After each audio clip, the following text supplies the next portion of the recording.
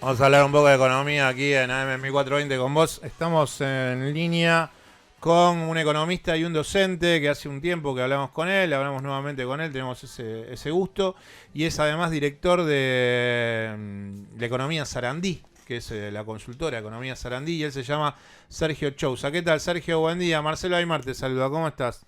Hola Marcelo, buenos días para vos y para todo tu equipo. Bueno, muchas gracias, Sergio. Te hago una pregunta que me parece que es la pregunta clave, que es, desde tu mirada, ¿cómo pensás? Porque hay como una cuestión media agorera que está fundamentada en una verdad, que es que en los primeros meses del año siempre la República Argentina, por la liquidación de la cosecha, tiene dólares. Y en los últimos meses del año eso ya no sucedería por temporalidades. Ahora, ¿cómo pensás que en este final del 2022, que es tan clave por el tema de la desaceleración inflacionaria, puede el gobierno paliar esta cuestión de la carencia de liquidación de dólares que se avecina para los últimos meses del año, sabiendo que eso le pega en también la merma de importaciones? Claro. Sí, sí, sí, estás ante una sábana muy corta Mm, donde no podés satisfacer todas las aplicaciones simultáneas de dólares. Casi te diría que hay una demanda infinita. Ayer lo planteó la vicepresidenta cuando mencionó que hay un deporte nacional que es sacarle las reservas al Banco Central, lo puso mm, en esos términos. Y claro, y lo asoció en este contexto de brecha cambiaria, ¿no? No mm, es una situación obviamente ociosa, fortuita, sino que es producto de que hay condiciones financieras como para apostar contra el Banco Central, atento a que con una brecha del 70% se exacerban las expectativas devaluatorias. En ese mm. contexto, bueno, vos hoy tenés principales aplicaciones de los dólares del superávit comercial, en términos de la hinchazón de importaciones, que no todo es genuino, propio del ciclo productivo, propio de la necesidad de que la economía no frene su actividad, Mm, sino que también tenés mucho estoqueo por parte de algunas empresas, sobre todo las que compran insumos y bienes finales. mm. Después tenés pagos de deuda, tanto en materia comercial como en materia financiera, tenés aplicaciones muy significativas para cancelación de deuda privada. Mm. Sobre eso también se podría buscar una vuelta de tuerca para hacer alguna suerte de torniquete y evitar fugas. Sergio, Y pero no pensás que lo clave también es un trabajo más arduo de la FIP, porque también lo que se comentaba, y lo consulto con vos, es que hay sectores o empresas importadoras que sobrefacturan importaciones y que se quedan con una especie de remanente, porque claro, el Banco Central le da el dólar a precio oficial y eso después ellos se dan vuelta y lo terminan transando en el blue. Y también lo que se dice es que aquellos sectores, el agropecuario que exporta por antonomasia, que exporta también por demás y dice, bueno, yo exporté 8 toneladas y en realidad están exportando 14 toneladas, pero también ahí hay un trabajo de escaparle a la cuestión impositiva del Estado. ¿Cuánto sí, sí, desierto hay en ese movimiento en este momento? no, definitivamente te pasa eso. Eso es un fenómeno muy típico, obviamente, de momentos de debilidad cambiaria donde tenés una brecha tan significativa. Los incentivos económicos como para hacerlo son muy tentadores para el sector privado Mm, que tiene relación con el sector externo. Vos pensás que hoy tenés, como decíamos, una brecha piso del 70%, casi que tener la posibilidad de tomar dólares para importaciones a precio oficial es un regalo, lo mm, mismo que vas a tratar de eludir lo más posible, claro. cursar tus liquidaciones por ahí. Mirá, tenés la doble vía, ¿no? Por un lado el incentivo de la brecha y por el otro lado, obviamente, cuando uno subfactura, está teniendo un beneficio impositivo por Claro. pagar menos impuestos. Y bueno, sí, obviamente, siempre podés hacer una vuelta de tuerca de la supervisión de aduana, ¿no? En Mm, particular, para tratar de minimizar estas maniobras. Pero, viste, el Estado también no deja de ser en parte un colador, ¿no? mm. Es difícil Sí, que sí. vos simplemente sumando más inspectores, qué sé yo, cambiando funcionarios, Mm, puedas sobrellevar un mecanismo que es histórico, no nació hace un año y medio, al Estado le genera pérdidas muy cuantiosas. Y Yo en creo que el sí. problema es macroeconómico, ¿no? La solución de fondo podemos poner todos los parches que quieras, controlando mejor, tratando de poner más inspectores, sacar, no sé, a los funcionarios impuros, si es que los hay en aduana, pero el problema es macro. Vos tenés que ir a la cuestión de fondo, que es cerrar la brecha cambiaria con un cambio de régimen que está, es evidente, está a todas luces claro que este régimen cambiario no da para más. Esto es un régimen provisorio en un contexto de mega crisis como fue la de 2019-2020, pero hay que salir de esto más temprano que tarde. ¿Y cómo se te imagina la salida? Bueno, en algún momento hay que unificar, digamos. Mm, ¿Cuántos países del mundo tienen tipos de cambio desdoblados como tiene Argentina? mm, Es una anomalía, casi que no hay países en el sí, mundo con este régimen. De nuevo, para una situación de emergencia, como salías en 2018-2019, una crisis de balanza de pagos y de deuda, bueno, era lógico poner un cepo, de hecho lo puso Hernán Lacunza, ¿no? El cepo, sí.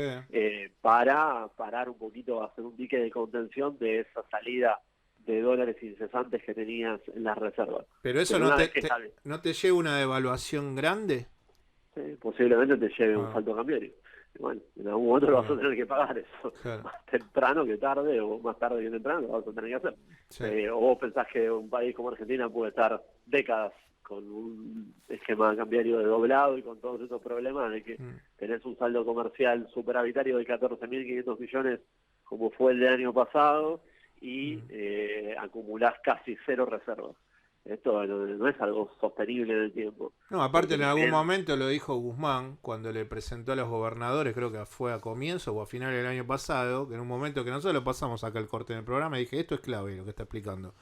Cuando dijo, pero acá hay una cuestión que tiene que ver con que si nosotros aceptamos todas las condiciones de ese acuerdo con el Fondo Monetario Internacional, que en ese momento le proponía tal vez ir más fuertemente hacia un costado de ajuste fiscal, lo que decía es, bueno, esto a la larga termina pegándole al crecimiento del país porque cuando vos destinás mucho al pago de un acuerdo duro con el Fondo Monetario Internacional, lo que termina pasando es que los sectores que importan no pueden importar maquinaria de capital, crecer, eso después rebota en el trabajo, porque para eso necesitas dólares. Entonces ahí es donde se hace ese cuello de botella. Sí, te sumo que a la vuelta de la esquina, ya en 2025-2026, ya tenés, se te acerca el horizonte de pagos de la deuda, ¿no? De la devolución Mm, fuerte, tanto con los privados como con el Fondo Monetario, y ahí además de todas las aplicaciones virtuosas de los dólares para importar insumos, maquinarias, mm, equipos, en el margen para que la gente viaje al exterior, que ahí también tenemos mm, sí, hay que hacer algo urgente porque también tenemos una filtración inmensa, pero además de todo eso, en 2025-2026 vas a tener que destinar buena parte de esos dólares a mm, repagar la deuda, que básicamente se mm, trasladó para adelante, no es que se eliminó la deuda una vez que claro. renegociaste. Sí, Así que sí. tenés ahí un laberinto, ¿viste? Es Mm, una situación en lo macro cambiario, una situación muy delicada, y claro, termina permeando después en términos de incertidumbre, malas expectativas en el frente financiero, por eso seguimos con un riesgo país tan elevado, y en última instancia todo eso te afecta sobre la inflación vía fenómenos de cobertura, ¿no? Al fondo no le queda otra más que acompañar ese proceso, ¿no? No endurecerse, creo. Bueno, yo Porque creo que ahí hay una comunidad de visión, de estoy hablando en fondo, cuanto a sobre... Wyber, esas cosas, ¿no? Que se habla, que dice que tal vez acá a fin de año hay que reformular ese acuerdo, porque la Sí, Argentina no cumpliría. O sea, me parece que digo yo, no sé, el entendido sos vos, pero digo, una postura de extrema dureza del Fondo Monetario Internacional en el contexto global que sucede juega a favor para la Argentina.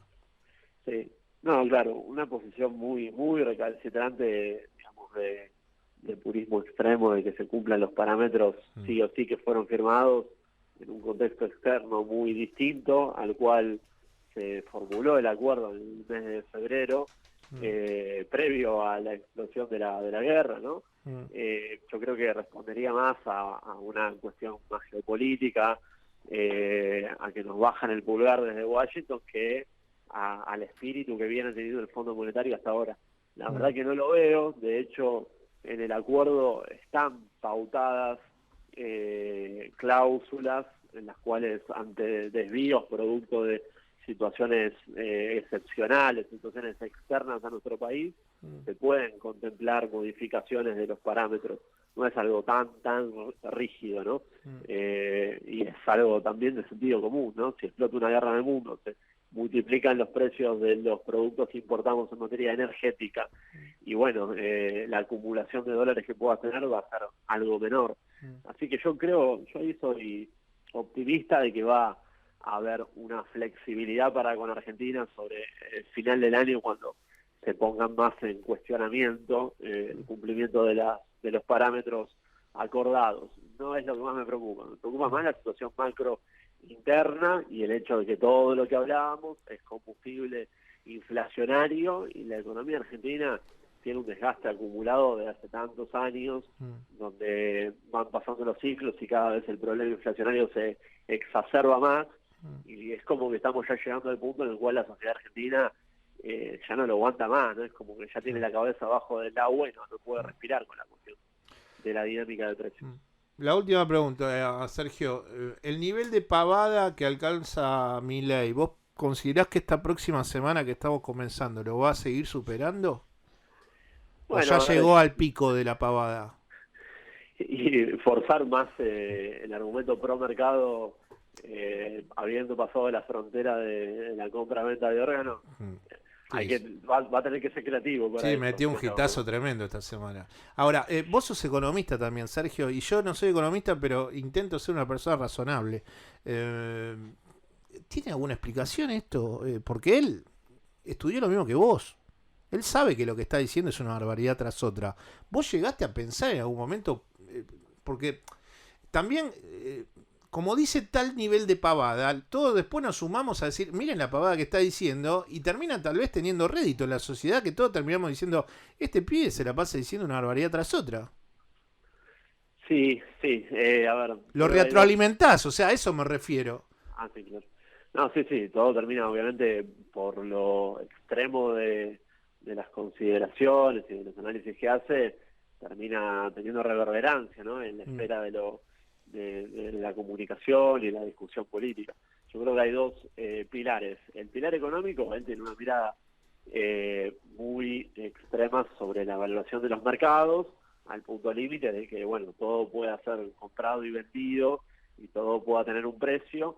Entonces, para absolutamente cualquier cosa que se le pregunte, va a tratar de adecuarlo a su marco teórico. Me parece que es una mirada bastante dogmática, pero lo veo convencido en ese respecto, ¿viste? Bueno, hay de todo, ¿no? Es la viña del Señor, y bueno, son las ideas en las cuales cree.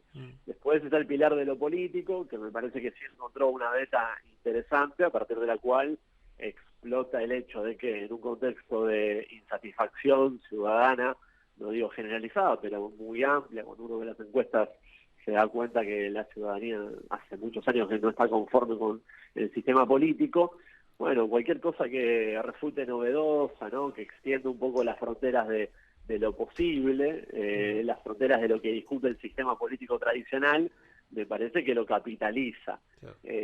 No sé en este caso en particular, ¿no? Donde ya estamos pasando una frontera donde nos metemos en cuestiones más de salud pública, pero viendo los debates preliminares, el debate sobre las armas, sobre el rol del Estado, bueno, ahí me parece que ha tenido éxito, ¿no? Y lo que explica la curva de crecimiento en su valoración pública y en su intención de voto. Veremos igualmente, ¿no? Son fenómenos que aparecen de forma muy rápida, muy fugaz, y hay que ver si no terminan siendo efímeros. Yo escucho siempre a Durán Barba que dice, estos personajes tienen mucha trascendencia en un corto periodo de tiempo, pero después les cuesta mantenerse, y para la elección nacional falta un año. Claro, porque me parece que ese es el trabajo que tenemos que hacer nosotros, de explicarle a la audiencia que estos muchachos terminan no teniendo estructura política, y en el caso tuyo explicar o describir las incongruencias desde lo económico. Bueno, en ese puente nos encontraremos, Sergio, y hablaremos nuevamente de acá a un tiempo. Así que te mando un abrazo y buen fin de semana. Así será, a disposición para cuando necesiten. Abrazo, Sergio, gracias. Quien está hablando con nosotros era Sergio Chousa, quien es economista, docente y además es director de la consultora Sarandí, que hace trabajos económicos que por suerte todas las semanas me llegan.